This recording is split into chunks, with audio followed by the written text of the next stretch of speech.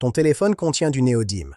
Ta voiture électrique contient du lithium, du cobalt, du dysprosium. Les missiles guidés de précision contiennent du samarium. Les éoliennes contiennent des quantités importantes de terres rares. Les systèmes radars, les satellites, les puces électroniques avancées, les batteries haute performance, les moteurs électriques des avions du futur. Tout ça dépend d'un groupe de métaux dont la plupart des gens n'ont jamais entendu parler et dont la production est concentrée dans un nombre extraordinairement limité d'endroits sur la planète.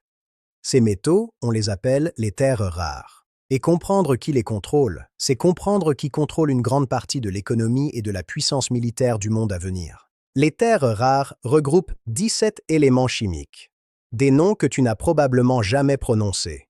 Le cérium, le lantane, le praséodyme, le néodyme, le samarium, l'europium, le gadolinium, le terbium, le dysprosium, l'holmium, l'herbium, le thulium, l'ytterbium, le lutécium, le scandium, l'yttrium et le prométhium. Des noms complexes pour des métaux aux propriétés extraordinaires.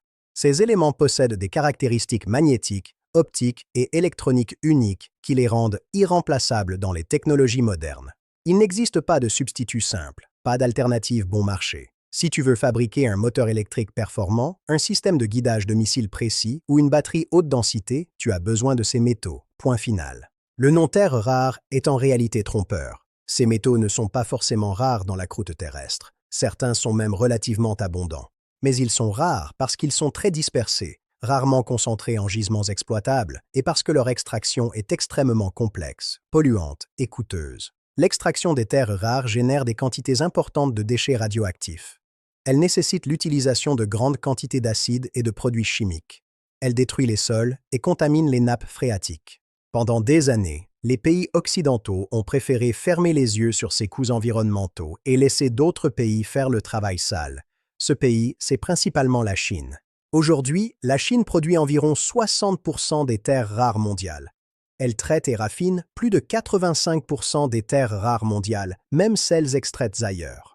Elle contrôle une part écrasante des capacités mondiales de transformation de ces métaux en matériaux utilisables par l'industrie. Ce n'est pas le fruit du hasard. C'est le résultat d'une stratégie délibérée, pensée et exécutée sur plusieurs décennies. Dans les années 80, alors que les États-Unis dominaient encore la production mondiale de terres rares, notamment via la mine de Mountain Pass en Californie, le dirigeant chinois Deng Xiaoping prononça une phrase qui résonne encore aujourd'hui. Il dit que le Moyen-Orient avait son pétrole, mais que la Chine avait ses terres rares.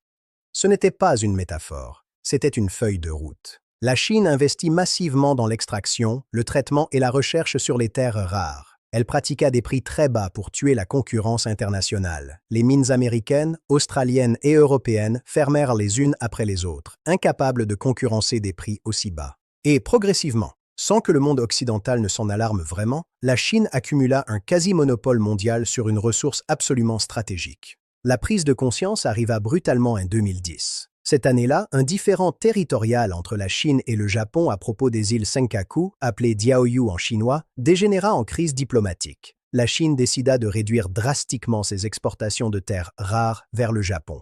En quelques semaines, les prix mondiaux des terres rares explosèrent. Les industries japonaises, qui dépendèrent de ces métaux pour fabriquer leurs produits électroniques, leurs véhicules, leurs équipements industriels, se retrouvèrent en situation de pénurie critique. Le monde comprit soudainement ce que signifiait dépendre à ce point d'un seul fournisseur pour des matériaux aussi essentiels. Depuis, les pays occidentaux ont multiplié les initiatives pour réduire cette dépendance. Les États-Unis ont rouvert la mine de Mountain Pass. L'Australie est devenue un producteur significatif. L'Union européenne a lancé des programmes pour sécuriser ses approvisionnements en matériaux critiques. Mais rattraper des décennies de retard est infiniment plus difficile que de les prendre.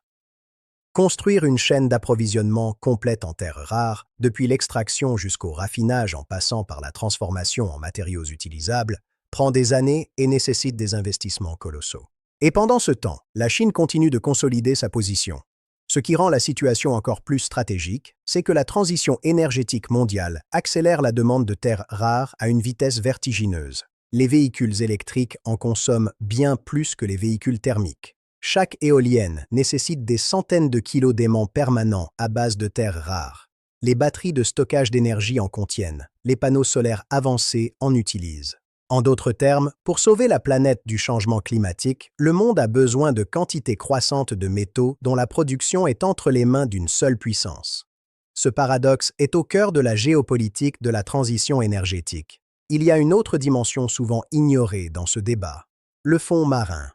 Des études récentes montrent que les fonds des océans contiennent des concentrations massives de nodules polymétalliques, riches en terres rares et en autres métaux stratégiques, comme le cobalt et le nickel. Des gisements potentiellement colossaux, répartis au fond des océans, dans des zones qui n'appartiennent à personne selon le droit international actuel, ou qui font l'objet de revendications contradictoires entre États.